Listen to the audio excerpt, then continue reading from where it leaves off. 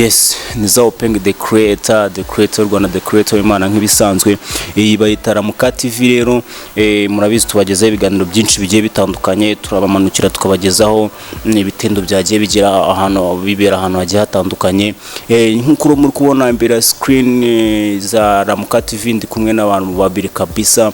Uyu munsi rero ingingo y'uyu munsi tugiye kuganiraho ni inyigo ivuga ngo ese ubundi no kubera iki muri iyi minsi usanga harabaho divorce, abantu bagatandukana bakibana iteka ndetse bakarayira ati tuzabana karamata, ariko mu minsi mike bajya kubona ugasanga barimo barasaba za gatanya. Rero ngira ngo ntizimbye mu magambo hano ndi kumwe n'abantu, reka babanze bibwira bakurikiranye na Muka TV. Urakaze neza kuri Muka TV.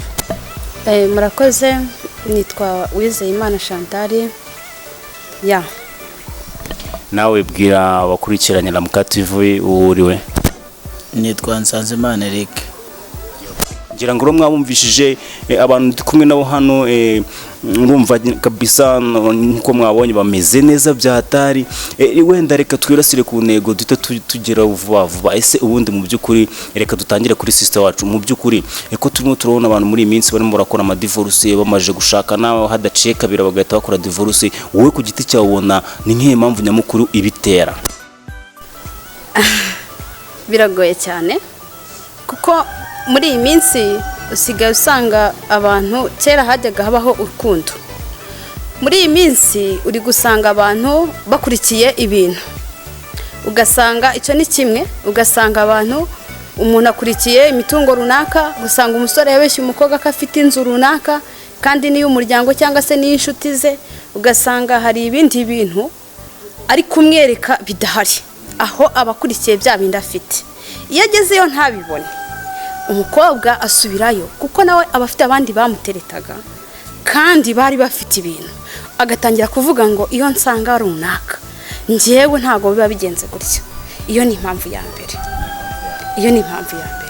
Impamvu ya kabiri rero, kuri iki gihe urasanga umusore ajya gushaka agashima umukobwa, bagakundana bakagera ku ngingo yo kubana, ariko ugasanga bageze mu rugo, urugo ntikirurwa babiri gusa, n'umuryango ukabyinjiramo. Ugasanga ku ruhande rw'umusore umuryango wabyinjiyemo, abavandimwe, ababyeyi, cyo kintu ugasanga gisenya urugo. Kutumvikana, kutizerana kw'abashakanye, ibyo biri mu bintu bisenya urugo. Yego. Birumvikana cyane. Ngira ngo bakomeje gukurikirana na Muka TV batubwire muri comment nawe uko babyumva. Ese mu byukuri wowe kuki ni impamvu nyamukuru wumva ko abantu barimo barakora ama divorce buri munsi ugasanga babanye ejo batanye? Nawe tubwire muri comment, tubwire se byifashe bite. Ngira ngo utarakanda subscribe kugira ngo ibikorwa byacu byinshi bigiye bitandukanye bikugereho waba watakaye cyane. Reka twikomereze rero n'umusore wacu yatubwiye ngo ni Nsanzimana Eric. Ese wowe mu byukuri nk'umuntu sinzi ni buri n'umukapa cyangwa se umupapa, nguraza kutubwira we niye impamvu nyamukuru ubona impamvu nyamukuru abantu muri iyi minsi barimo barakora ama divorce, ugasanga umuntu murabanye ariko ejo hadaciye ukwezi cyangwa se abiri ugasanga muratandukanye. Murakoze. Njyewe ndi umugabo, mfite umudamu, mfite n'umwana. Yego, mwanyemerera mbere yo kugira icyo mbivugaho tukabanza tugasenga. Uwiteka niwe muyobozi, niyo mpamvu mbasabye ko twabanza tugasenga. Yego, nta kibazo. Uwiteka yowe kandi Uwiteka ni nawe ugena ibintu byose. Nk'ubwo twakuringanye niwe wakabaye watangije isengesho mbere, ntacyo reka dusengere nta kibazo. Ndagushimye Mwami Imana yacu, ukiranuka muri byose. Mwami, nk'uko yari yajyanywe n'ingoga, natwe niko tuzava mu isi. Ubw'ibyago byose bizaba bishize, hazaba ariho guhimbaza Imana. Turagushimiye Mwami Imana yacu, ukiranuka muri byose. Ijambo ryawe rirambwira ngo Uwiteka atari we wubaka, abubatsi bakubakira ubusa. Turindire Mwami Imana mu kanya tugiye kumara n'iki kiganiro cyoberwe nawe. Urakoze, ukiranuka muri byose, ubuntu n'ibambu tugirira. Amen. yego cyane. Uwiteka ahimbazwe buriya Uwiteka niwe wa mbere, niwe uburenze, niwe uyobora intambwe zacu, niwe uyobora ibintu byose dukora. Ndagushimiye cyane kabisa no kubwisengesho uduhereza. Urakoze cyane buri ibintu byose n'amasengesho. Reka twikomereze n'ikiganiro cyacu twari turimo. Nari ndimo nkubaza ese ko muri iyi minsi ubona harimo haraza za divorce nyinshi, ugasanga umuntu murabanye hataciye kabiri, ugasanga mwese mutandukana. Mu by'ukuri nkaho ubibona gute, cyangwa se wumva ari nk'iyo mpamvu nyamukuru ibitera? rero ngira ngo wankurikiye mu isengesho nasengaga, navuze ngo nshingiye kuri Bibiliya cyangwa ku ijambo ry'Imana. Ijambo ry'Imana yavuga ngo Uwiteka atari we wubaka, abubatsi bakubakira ubusa.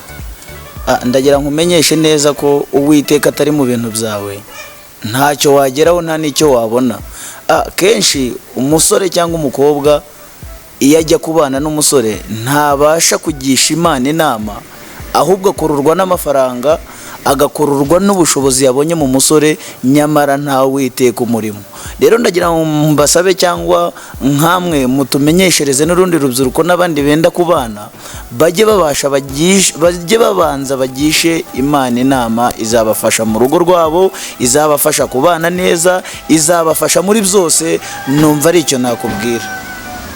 Yego birumvikana cyane, tibajye babanza babaze Imana, babanze bayibaze ese bimeze bite.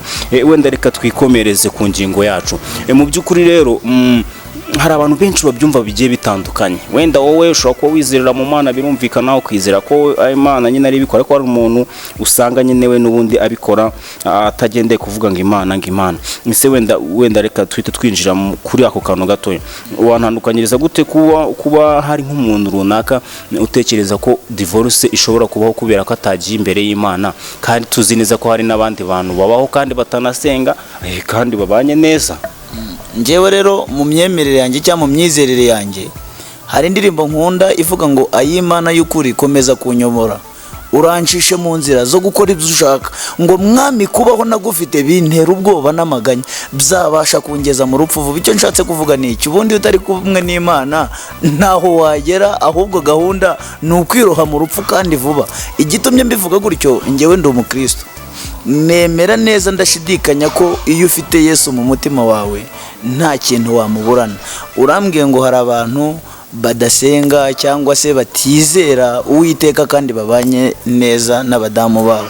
Birashoboka cyane. Imvura rero iyo iguye igwira beza ikagwira n'ababi. Simvuze ko abadasenga ari babi, icyo nshatse kuvuga ishobora kugwira abakristo ikagwira n'abapagani. Rero ibyo ntiwabishingira uvuga ngo abantu badasenga ngo babanye n'abagore babo neza, ahubwo njye mu myemerere yanjye, mbere y'uko umusore ashaka umukobwa yagakwiye gusenga Imana ikamuha icyerekezo, ikamuha amakuru kuri uwo mukobwa uwo ari we. Iyo usenze Imana ibasha gufata ibyishyize hejuru ikabicisha bugufi, ndetse yabasha gufata ibyicishije bugufi ikabishyira hejuru. Nicyo nabashaga kubwira. Yes, birumvikana cyane. Rero ngira ngo abakurikiye Ramuka TV, ngira ngo mwumvishe ingingo dufite muri iyi minsi. Murabona ko ndi kumwe n'abantu hano babiri turi kumwe, n'abantu mubona ko kabisa bakuze ikibazo cyabajijwe. Ngira ngo mwumvishe ko buri umwe wese afite uburyo yagisubijemo. Gusa ndareka nigarukire kuri mushiki wacu. Nagize kumva avuga ngo kubigendanye na family, ngo hari ukuntu family ngo zinjira mu bintu ugasanga ngo ziteye ibyo bintu bya divorce kugira ngo abantu ba divorce cyangwa se batandukane. Wenda reka twinjire muri makeya, muri dipo gake twinjiremo gakeya, gute ubundi family itera abantu kuba bakora divorce, tunyuremo muri makeya. Okay. Ukuntu famiye ijya isenya ingo z'abashakanye bibaho cyane, bibaho kenshi hanze aha. Ugasanga ko umusore yakunze umugore we, umugore n'umugabo barakundanye, aho ugasanga mu muryango ntago bamukunze umugore. Icyo kintu gishobora gutuma urugo rusenyuka. Icyo kintu cyatuma urugo rusenyuka kubera ko cya gihe wa musore yumvira umuryango. Hanze aha dufite abagabo bahagarara ku cyemezo cyabo, bagahagarara ku nshingano yabo, ariko dufite n'abandi bagendera ku mabwire, bayoborwa.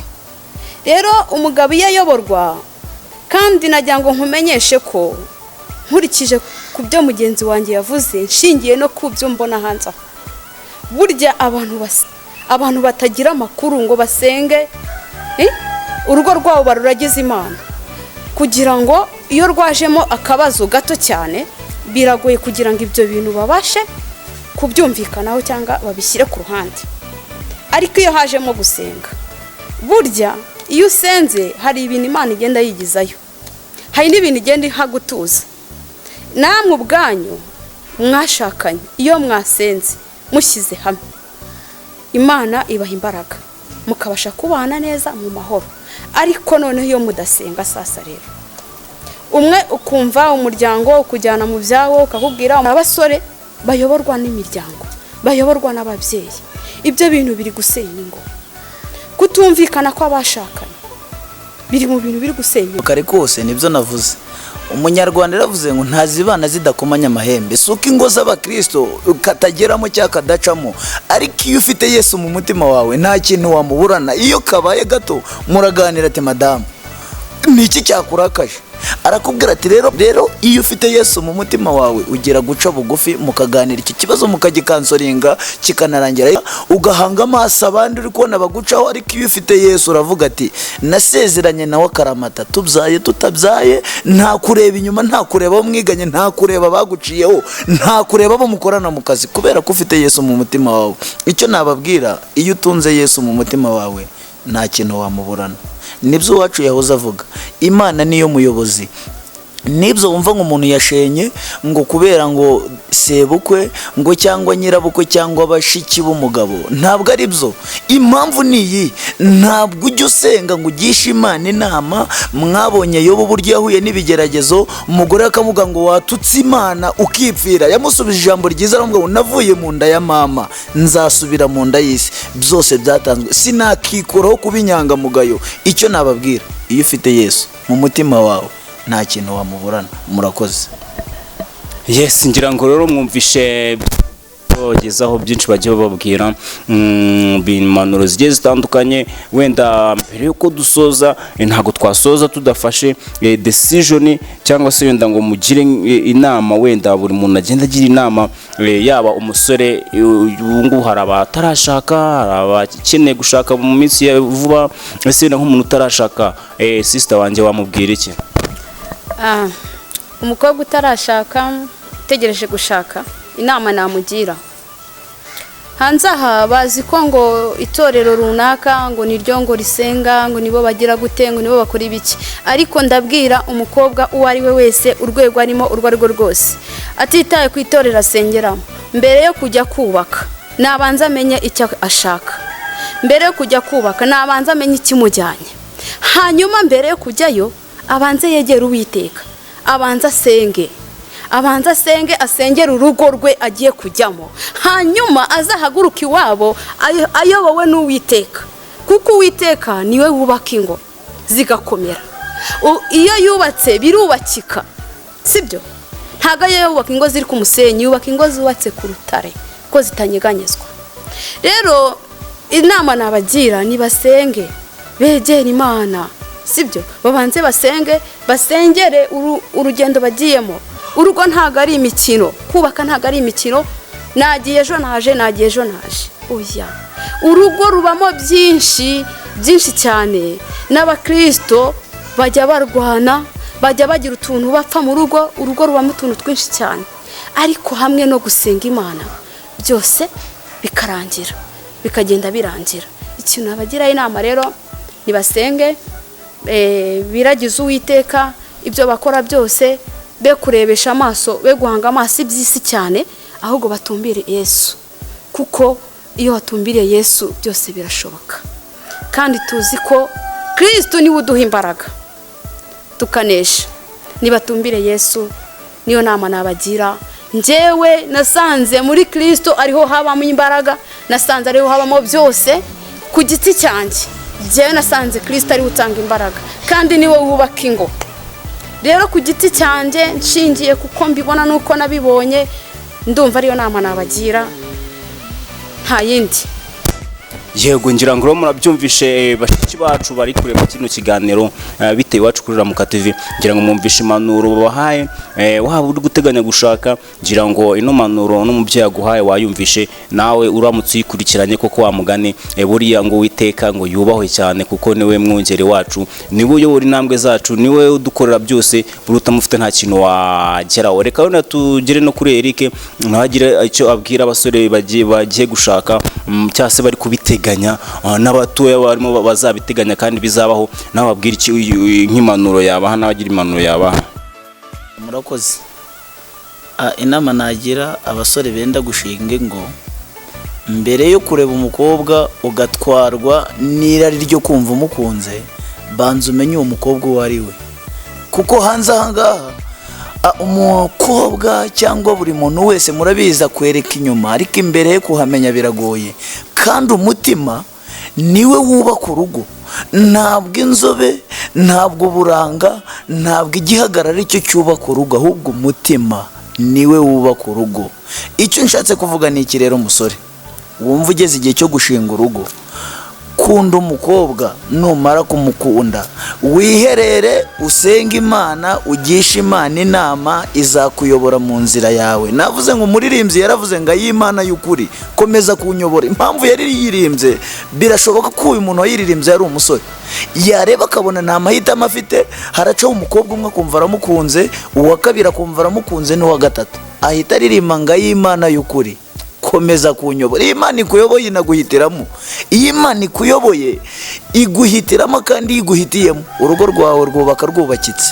Icyo nshatse kubabwira rero basore, nukunda umukobwa birashoboka ko wamugezaho icyifuzo cyo kumukunze, ariko mbere yo gufata ubundi uko mbizi gukunda ni kimwe, no gufata umwanzuro wo kubana ni ikindi. Niba ukunze umukobwa, mbere yo gufata umwanzuro wo kubana nawe, banza usenga Imana iguha icyerekezo, kandi ndabizi neza ko Imana itanga icyerekezo.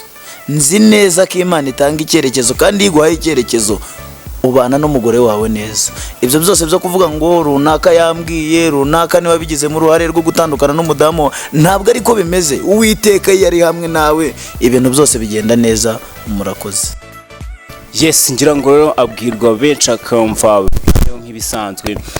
Ikiganiro bakita bite iwacu kuri Ramuka TV, ngira ngo mwabyumvishe, twari turi kunyinga ivuga ngo ese kuki muri iyi minsi habaho ama divorce menshi, ugasanga umuntu murabanye ejo mu mezi mu kwezi kumwe abiri atatu mukamuratandukanye. Ngira ngo abasobanurire byinshi bigiye bitandukanye. Rero reka mbashimire cyane, mwe twari turi kumwe. Yego, ikindi kintu nakongeraho rero, abadamu bamaze kugera mu ngo nibamenye guca bugufi, bamenye ko umutware ari umutware. Erega burya iyo wamaze gushaka umuntu, naho yaba ari umukene, aba ari umutware w'urugo, aba ari we muyobozi w'urwo rugo, ukwiye kumucira bugufi. Birashoboka ko yanakunaniza, ariko ukagera kwihangana kuko wamaze gushaka. Ibyo kureba ku ruhande abo mwiganya bo guteretaga, kura y'amaso niwo mugabo wawe, ibintu hanze amaso byose n'ubusu. Wowe wemereye ukamanika ikiganza imbere y'Imana no muri leta no mu murenge, umuyobozi akabasezeranya, uwo niwe mugabo wawe. Wivuga ngo iyo menya byararangiye, hama mu rugo rwawe wubaka urugo rwawe. Ibyo guhanga amaso abandi basora baguteresa ubideke, uwo niwe mugabo wawe. Nicyo nagira ngo mbabwire. Murakoze. Yego, ngira ngo mwabyumvishije kabisa, impanuro ni nyinshi, byo birumvikana. Abakomeje gukurikirana Ramuka TV, ngira ngo ibiganiro byacu kugira ngo bitazajya bigucika, cyangwa se inkuru nyinshi tugenda tubagezaho, icyo usabwa no gukora subscribe kugira ngo ibiganiro byacu byo bibona bigiye bitandukanye, kandi nzi neza ko ibintu bizagenda neza. Murakoze cyane rero, ndera nkuko twatangiye, reka twisabire umuntu wacu watangiye dusengera, n'undi asoresha isengesho hanyuma dusoze. Turagushimiye Uwiteka, izina ryawe nirishimwe. Mwami Imana wabanye natwe, twabonye ukuboko kwawe. Mwami kuri kumwe natwe, guma kubana natwe, utegeke byose bikumvire.